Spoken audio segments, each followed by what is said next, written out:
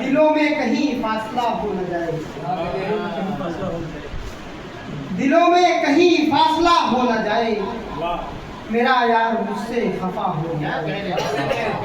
दिलों में कहीं फासला हो न जाए, मेरा यार मुझसे खफा हो न जाए। वो जिसे तुम समझते हो अच्छा जिसे तुम समझते हो अच्छा बहुत है, वो हक में तुम्हारे बुरा हो न जाए।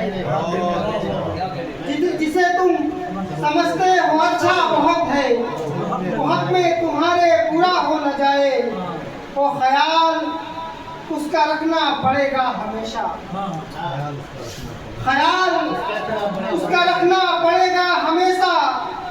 ये चेहरा खफा चांद सा हो न जाए, ख्याल उसका रखना पड़ेगा हमेशा हमेशा। ये चेहरा खफा चांद सा हो न जाए। तो ये शेर बतौर खास की बहुत सोच कर अब कदम तुम उठाना,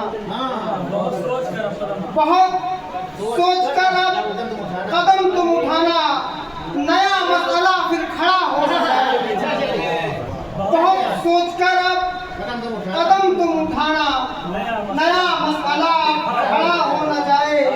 मक्ता बतौर खास की शकील अब कहाँ याद माजी, शकील अब कहाँ याद माजी में गुम हो।